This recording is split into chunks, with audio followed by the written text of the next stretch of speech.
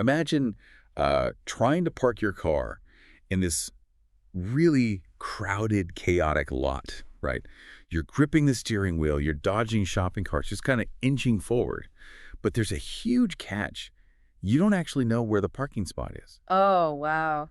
Yeah, that sounds like a nightmare. Right. You're just driving around, turning the wheel, and hoping you just magically end up parked perfectly between two white lines. It sounds completely ridiculous when you frame it like that. You can't possibly execute the physical motion of parking a car correctly if you haven't, standardized the destination first. No, exactly.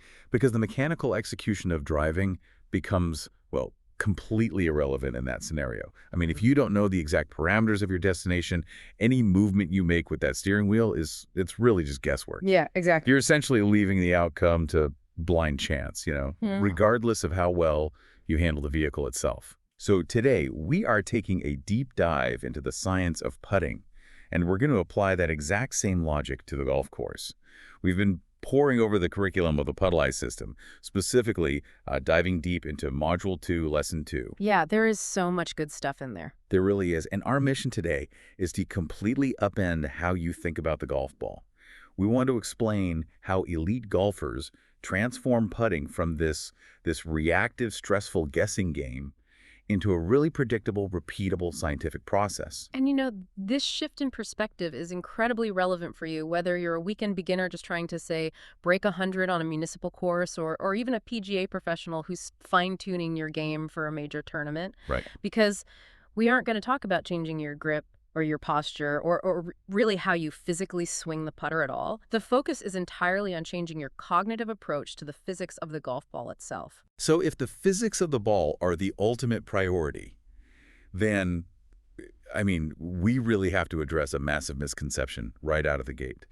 To figure out how to standardize that parking spot for your golf ball, we first have to understand what the best players in the world are actually trying to achieve. Yeah, this is the big one. It is. Because when I read the source material on this, it completely flipped my understanding of the sport. The core concept is basically this. The best putters in the world do not aim to make every putt. Which, I know, it sounds completely counterintuitive to the basic premise of the game, right? The entire objective of golf is to put the ball in the hole. Literally the only goal. Exactly. But this shift in mindset is the defining characteristic that separates an elite putter from an amateur. Because as a golfer, you cannot actually control whether every single putt falls into the cup. Yeah. There are just too many environmental variables at play. Like what? What are they looking at? Well, you have subtle imperfections in the green, pitch marks, the underlying grain of the grass, changing weather conditions, wind gusts, and of course, tiny, unavoidable variations in human execution. Every single one of those factors introduces a degree of uncertainty. Right. You're never playing in a vacuum. Precisely. So when your only goal is make the putt, you are trying to control the uncontrollable.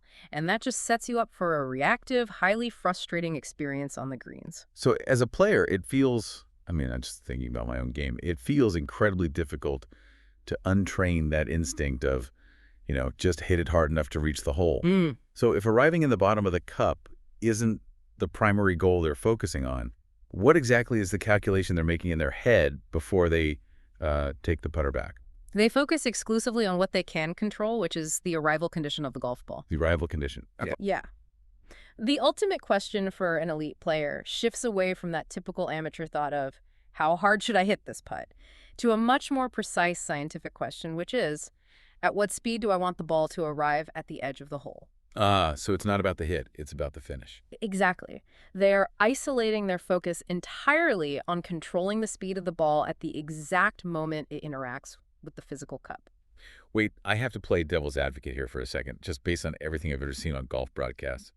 Isn't the entire point of traditional golf instruction to build a perfectly repeatable mechanical stroke? You watch the pros warm up on the practice green, and their mechanics look like a metronome. That's for sure. It's this flawless pendulum, perfectly identical every single time. So why are we seemingly abandoning the idea of the perfect mechanical stroke? Well, to be clear, we aren't abandoning mechanics. But the Puttalyze system places mechanics in their proper context. A beautifully repeatable stroke is really only valuable if its true purpose is to deliver the correct amount of energy for that specific putt. Okay, so the stroke is a means to an end. Yes. Consistency isn't measured by whether your arms, your wrists, and your shoulders look exactly the same on a slow-motion camera. Consistency is measured by the behavior of the golf ball. I mean, your stroke mechanics might look completely flawless, but if the ball arrives at the hole at the wrong speed, that beautiful stroke is effectively useless. That makes total sense. Yeah, the physical movement is just the delivery vehicle, right? The focus must remain on the behavior of the payload, which is the golf ball. So if arrival speed is like the holy grail of putting consistency, does the Puttalyze system give us an actual tangible target? Like, is there a mathematical perfect speed that we're trying to achieve? There is, actually. Through extensive scientific modeling and testing, the system identifies the optimal target speed as exactly 3 revolutions per second. 3 revolutions per second. Or 3 arps. Exactly. 3 arps.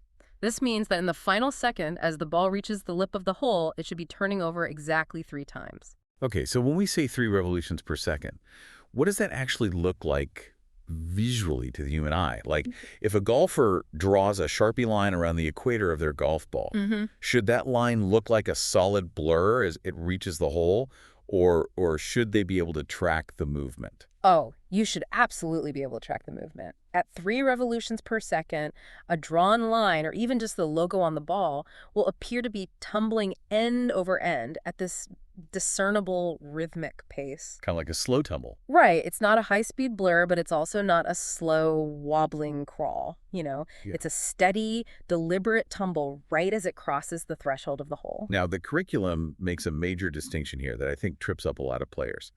Target speed is not the initial ball speed. No, definitely not. Right. Initial ball speed is how fast the ball comes off the putter face at impact, which obviously has to change wildly depending on the length of the putt.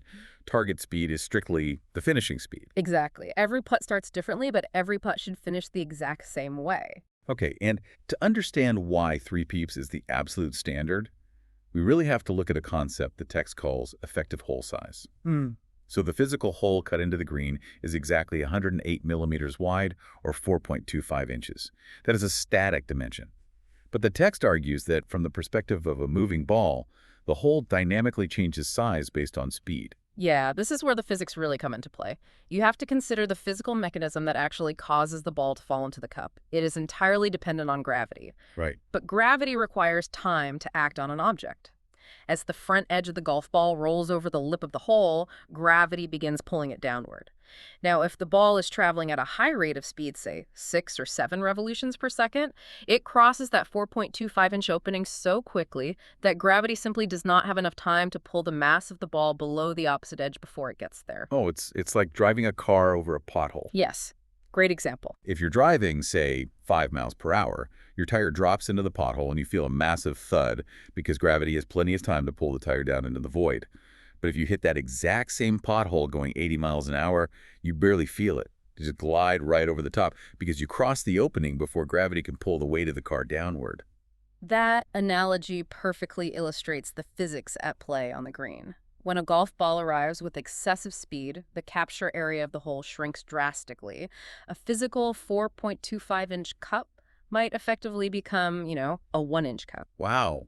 A 1-inch cup. That's terrifying. It is. And this is the exact mechanism behind those heartbreaking lip-outs you always see on TV. The player's line was flawless, their read of the green was perfect, but because the ball arrived with too much momentum, gravity just couldn't overcome the forward velocity. The ball catches the edge and violently spins out.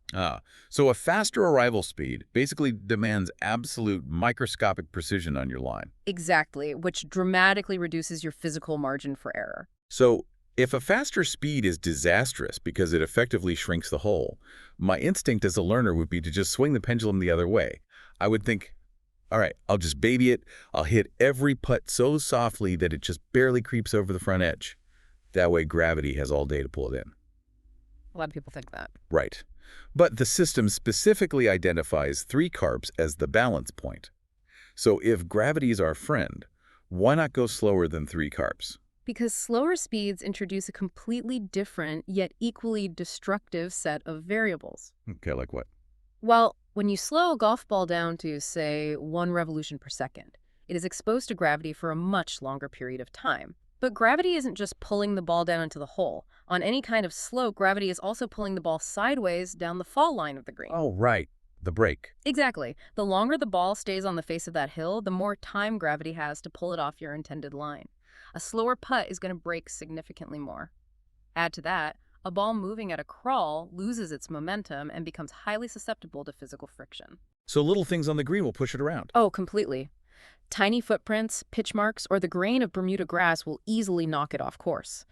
You might maximize the theoretical capture size of the hole, but you completely lose the ability to predict the ball's trajectory. So the 3 revolutions per second metric is basically the ultimate Goldilocks zone. It retains just enough forward momentum to hold its intended line and plow through those tiny surface imperfections while moving slowly enough that gravity still has plenty of time to capture it when it crosses the lip. That's a perfect way to summarize it. Let's take this scientific baseline and apply it to a real-world scenario straight from the source. Sure. Because golf is played outdoors on undulating terrain, right? Not in a controlled laboratory. Very true. Imagine you're facing a massive 2-meter uphill putt on a thick, slow green. Then 10 minutes later on the next hole, you face a terrifying 1-meter downhill slick putt. How does this help? Well, standardizing your target speed transforms how the human brain processes those two drastically different environments. In the uphill scenario, the actual energy you need to transfer from the putter head to the ball at impact is massive. I mean, you have to overcome the steep incline and the friction of the grass. Yeah, you really have to hit it. Right. But on the downhill putt, the energy transfer is minimal. Gravity is going to do most of the work for you.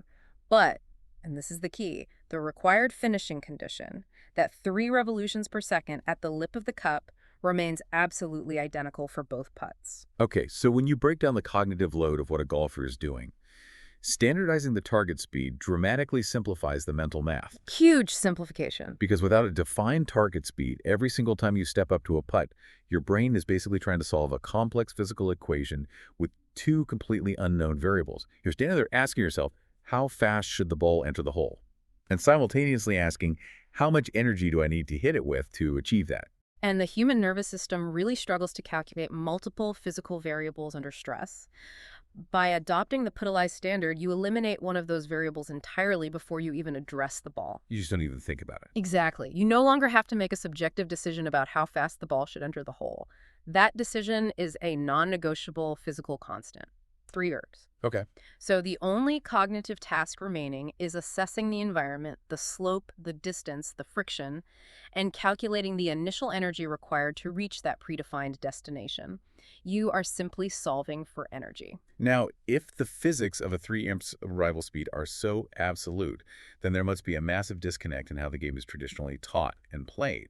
Because, when I go to a local municipal course, nobody is talking about standardized arrival speed. They're agonizing over their backswing length or just changing their entire approach based on frustration. Yeah. What are coaches actually seeing on the ground when amateurs struggle with this? What coaches consistently see is amateurs constantly changing their intended finishing speed, depending on the specific putt they face.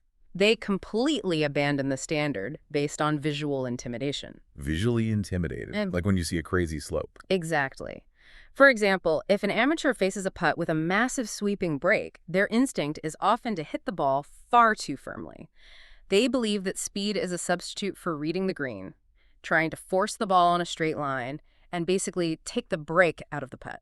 Oh, you hear that phrase all the time on the course. I'm just going to hammer it through the break. Yeah. But based on the physics we just discussed, we know exactly what that does. By hammering it, you drastically increase the arrival speed, which effectively shrinks the capture area of the hole down to the size of a thimble. You're basically forcing yourself to be superhumanly accurate. Which is nearly impossible to do consistently. And then you see the exact opposite reaction on fast downhill putts. The player gets visually intimidated by the slope, so they become overly cautious and decelerate. They just baby it again. Right. They slow their intended target speed down to a crawl. The ball loses all momentum, becomes completely subservient to every tiny bump and grain on the green, and the sideways gravitational pull takes over. The break becomes wildly unpredictable. They are literally changing the physical laws governing their putt from hole to hole based on their emotional reaction to the terrain. So how does a coach actually rewire a player's brain to stop worrying about the strike and start visualizing the arrival? It's one thing to know the physics, but how do you fix the thought process in the moment? The coaching note provided in the text offers a really brilliant linguistic shift. Whether you are a PGA coach or a weekend player working on your own game, you have to stop asking the question, how hard should I hit this? Because that's an internal focus. Exactly. That question focuses the brain internally on mechanics, muscle tension, and subjective feeling. Instead, the question must become, how much energy is required for the ball to arrive at my target speed? That is a subtle shift, but I can see how powerful it is. It forces the brain to focus externally on the desired physical outcome, the ball tumbling at 3 arcs as it reaches the cup. Now, I have to push back a little here on behalf of everyone who has ever stood over a 6-foot putt to win a weekend match against their friends or to break their personal scoring record. What about the realities of playing under intense pressure? I mean, adrenaline causes a biological response, it makes your heart rate spike, and naturally makes a player want to be more aggressive. Don't you want to make absolutely sure you don't leave a putt short when the stakes are highest? I get that. The biological response to adrenaline is very real, but applying it to the golf ball is fundamentally flawed. Really? Yeah, the source material is completely uncompromising on this point. Physics does not recognize confidence, fear, or pressure. Gravity doesn't care if you're nervous. The physical dimensions of the golf hole do not expand just because you really want to win your match. That is a very sobering thought. Well, it is. If you allow adrenaline to increase your finishing speed, you are actively changing the physics of the putt and shrinking the effective size of the hole exactly when you need it most. The true test of an elite golfer is maintaining that baseline 3 parps target speed when the pressure is at its absolute highest. Wow, okay. So abandoning that 3 purps rule under pressure doesn't just mess up the speed of that specific putt, it actually dismantles the foundation of everything else you're doing on the green. Which leads us perfectly into the practical applications of these physics. Maintaining this target speed is the absolute bedrock for the most difficult skill in golf. Green reading. Yes, this is the domino effect that makes target speed so crucial to the Puttalyze system. Every advanced calculation you make on a green read, identifying your aim point, calculating the distance point, visualizing the predicted trajectory of the ball, and estimating the exact amount of sideways break you expect to see, every single one of those geometric calculations operates on the fundamental assumption that the ball will arrive at the hole at exactly 3 revolutions per second. Hold on, so if your target speed is wrong, your read of the green is automatically invalidated. Automatically. The golfer could perfectly analyze the physical slope of the green. They could correctly identify the exact degree of the hill and the grain of the grass. But if they strike the ball with 6 ergs in mind instead of 3, the ball carries too much forward momentum, gravity doesn't have time to pull it sideways, and it misses high on the amateur side. Which happens all the time. Right. And then the player walks away frustrated, thinking, wow, I completely misread that green, I'm terrible at reading slope. But the physical read was actually flawless. The problem was their inconsistent arrival speed altering the physical trajectory. And recognizing that disconnect is a massive realization for most golfers. Without a standardized target speed, green reading is not a scientific process. It's really just a series of random guesses. When you lock in the finishing speed, you remove the most volatile variable from the equation. Your decisions about where to aim suddenly remain valid and testable across the entire round. And standardizing the speed doesn't just affect the putt you're hitting right now. It dictates the reality of your next putt. The curriculum points out that elite putters are always thinking one step ahead to manage risk. Because even the greatest players in the world miss putts. It's an unavoidable reality of the sport. But a putt that misses at a target speed of 3 arps behaves very differently than a putt that misses at 6 or 7 putts. Oh, so? Well, at 3 arps, the ball is rapidly losing its forward energy exactly as it reaches the hole. If it slides past the edge, it rolls maybe 12 to 18 inches further before coming to a complete stop. Oh, leaving you a completely stress-free tap-in return putt. Exactly. You effectively eliminate 3 putts from your scorecard.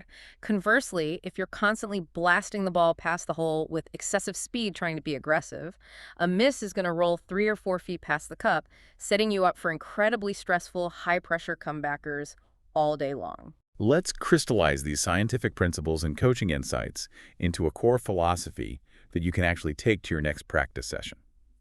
The fundamental takeaway here is that consistency in golf is not about repeating the exact same mechanical stroke over and over. True consistency is repeatedly delivering the golf ball to the hole at the correct target speed, regardless of the physical environment. That is the essence of it, yes. But practically speaking, How do you actually build this instinct? I mean, we've talked about physics, variables, effective hole size. When I'm standing on the practice screen, I don't want to be doing physics equations in my head. What does a structured repetition look like to actually train this?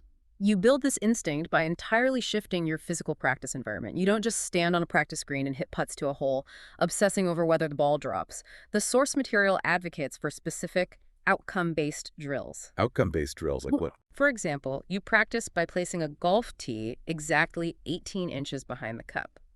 When you hit a practice putt, your singular goal is not to make the putt. Your goal is to ensure that if the ball misses the physical hole, it rolls past and stops exactly at that tee. Oh, I see. By creating a physical boundary 18 inches past the hole, your brain stops worrying about stroke mechanics and starts instinctively measuring friction, slope, and energy transfer. Yes, you're building neural pathways based on arrival distance rather than the binary outcome of a made or missed putt. That is brilliant. It really works. Over time, through purposeful repetition of that 18-inch drill, you stop consciously thinking about the length of your backswing. Your brain automatically matches the required initial energy to the varying physical conditions you're looking at, simply because the destination, that 3 appears arrival speed and the 18-inch runout, is locked into your nervous system as a non-negotiable constant. So your stroke adapts, the energy transfer changes, but the behavior of the ball at the hole becomes this universal performance standard. That single shift in perspective from making the putt to controlling the arrival speed is a total game changer for anyone trying to understand the sport. It really is. It takes all the guesswork out of it. As we wrap up this deep dive, I want to leave you with a final provocative thought to mull over. The next time you watch a professional golf tournament on TV, I want you to completely change how you observe the players on the green. Stop watching the golfer's putting stroke. Ignore their grip. Ignore their posture. Ignore their backswing. Just watch the ball. Exactly. Watch the golf ball as it dies, right at the lip of the cup. Try to count the revolutions. When you see that ball turn over exactly 3 times in that final second before it drops, realize that you aren't just watching a great putt. You are watching an athlete masterfully manipulate the effective size of the hole through the precise application of physics. Understanding the underlying science completely changes how you appreciate the execution of the game at the highest level. It really does. If you found today's episode valuable, please subscribe to our channel. Every subscription helps us continue producing evidence-based golf education for golfers and coaches around the world. If you have a golf question, topic, idea, or challenge you would like us to research, test, or explain, please leave a comment, contact us on LinkedIn, or send us an email. If you're ready to improve your putting performance, join our 30-day Puttalyze green reading and putting certification course, where you'll learn green reading, speed and distance control, setup, alignment, aim, stroke mechanics, and a proven system for reading greens with greater confidence and consistency.